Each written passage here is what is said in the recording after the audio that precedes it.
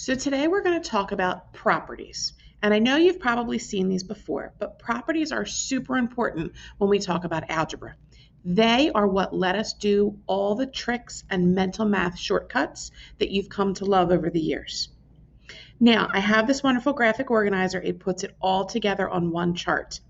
If you have access to a printer or you have some kind of touch screen that you can write, I have posted a blank version of this so that you can print it or you can download it and write it on that.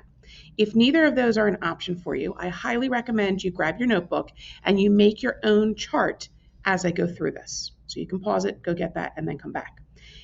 You're not going to have the cute little pictures. You certainly can draw them. You could also just kind of like write a real quick description. But I really, really think you're going to appreciate having it all in one spot as we move forward through the rest of the year and the rest of the chapter. Okay, so let me zoom in a little bit more so we can talk about this. And I'll give you some funny stories along the way to help you remember these. Okay, so all of the properties that we're going to talk about work for either addition or multiplication. Subtraction and division are not part of this. So we've got the commutative property, commutative. There is no N, it's always a T, commutative. And I put the picture of the cute little race car driver there because commute means to move. So before the pandemic happened, you might have heard of people commuting to work. They got in their car, they drove to their office.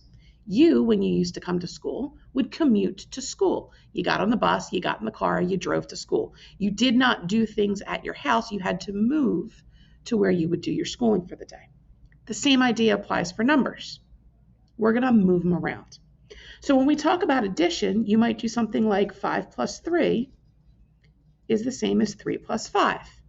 And you just went, well, yeah, that's the commutative property, that we're allowed to switch them around and the answer doesn't change. Both sides of the equal sign, if I can split this at the equal sign, both sides of the equal sign have the same value. They're both equal to 8. Now, when we start talking about algebra, you might see something like a plus b plus j equals j plus b plus a. I don't even care what the value of each of those is. The left side of the equal sign is the exact same value as the right side of the equal sign. And that makes sense because if you think about how really little kids learn to add, like preschoolers, they take a pile and they take a pile and they stick them together. Well, if I have the green ones on the left and the blue ones on the right, and then I switch the piles around, I didn't change the size of the piles. I just changed where they were. That's what's going on here. Very similarly for multiplication, we could do 12 times 5 equals 5 times 12. Now, when you have just two numbers, it's not a big deal, but it comes in really handy when you've got multiple numbers because you can put the ones together that are easier to work with and do in your head.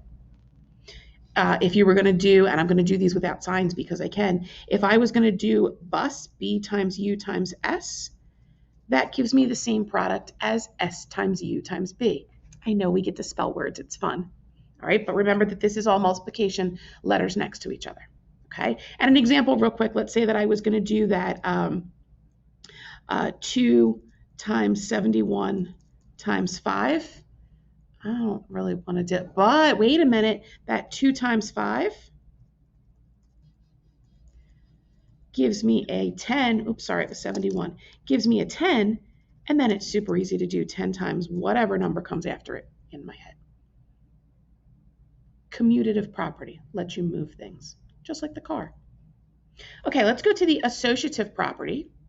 Please don't abbreviate this, especially don't abbreviate it with 3 letters. If you must, you can use 5 letters.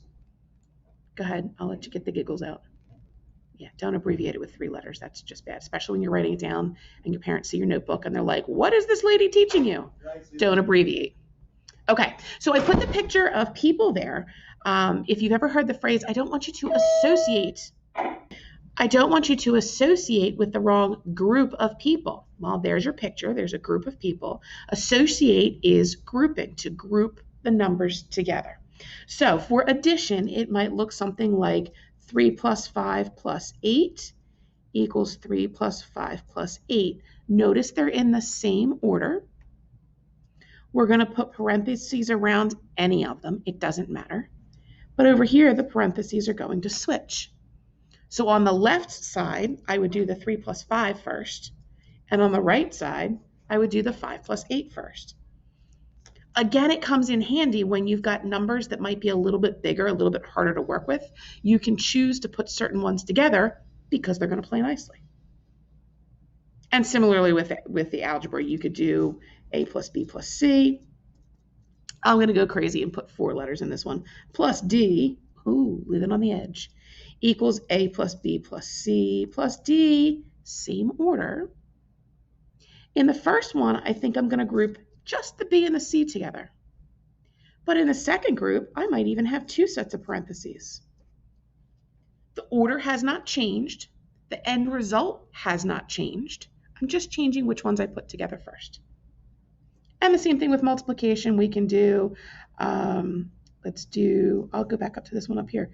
2 times 5 times 71 equals 2 times 5 times 71. Now let's say originally I was going to do the 5 times 71.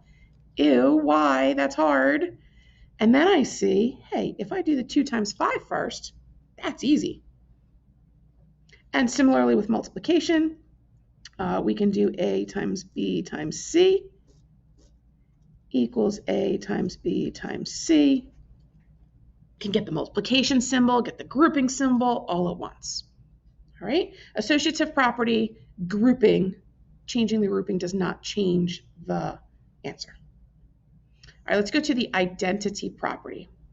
Think about dressing up. If you put on a Halloween costume when you were a little kid, if you played dress up and make believe, it didn't change you. It didn't change who you are. It didn't change your name. It didn't change your values and your beliefs.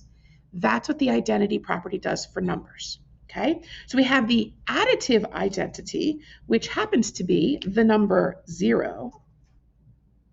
And we have the multiplicative identity. It looks like multiplicative, but we say it multiplicative. And it's more fun to say anyway.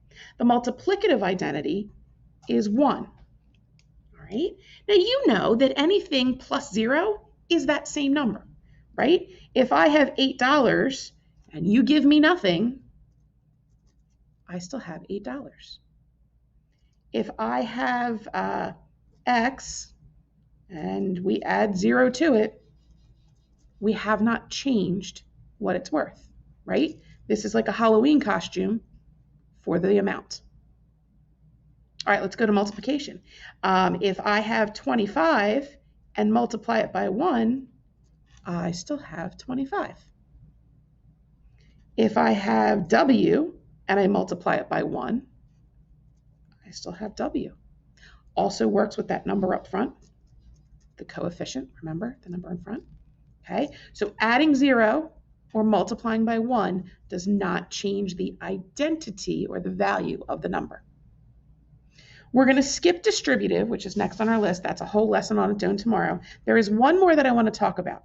This is the multiplication property of 0, not to be confused with the additive identity. This is adding 0, doesn't change the number. I don't have a picture for this one, sorry. This is multiplying by 0 equals 0. You know all this stuff. But now we're just giving it a fancy title. So if I have, 75 times 0, that gives me 0. If I have R times 0, that gives me 0. All right, so you really need to pay attention to whether you're adding 0 or whether you're multiplying by 0. That's the big difference. Okay, and when in doubt, give yourself an example. Usually you can figure these out with an example. All right, we've got one more quick thing to talk about. I'm flipping over. There's a word called conjecture. I think it pops up somewhere in the book. It's not an official vocab word, but it's a fun word to use. A conjecture is a statement. Sometimes they can be proven true or false, but we'll just say it's a statement. A counterexample, and this is what you really need to know, is an example that proves a conjecture wrong. And I'll show you an example of what I mean in a minute. But let's go back to this root counter. Okay, if I give you a counterexample, or maybe I give you a counter offer, or I just counter argued, I gave you a counter. It means to go against. Okay, you'll hear that a lot in finance, a counter offer, or business. You'll hear it a lot in law, in courtrooms. I'm going to give a counter argument. It's just that it's going against. So this is an example that goes against your statement. All right, you ready? Here's my statement. All trees lose their leaves in autumn. And you just shook your head and went, no, they don't. Okay, so give me a counterexample. Give me a situation, a tree, that doesn't lose its leaves. And you probably said an evergreen tree.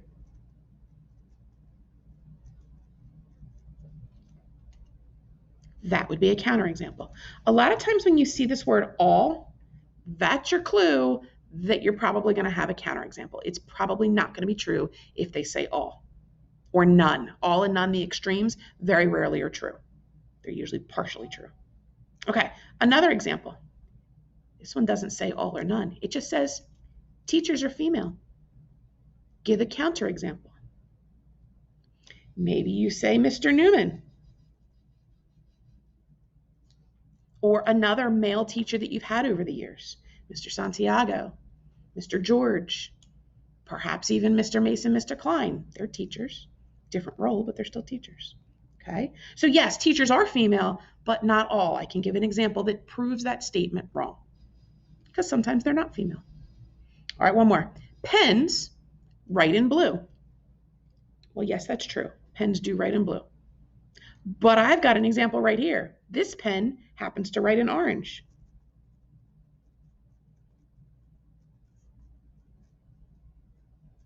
And if you really want to get fancy, this one writes in purple.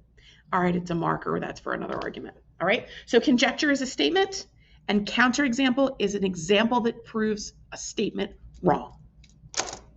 It's just a big word. You can do this.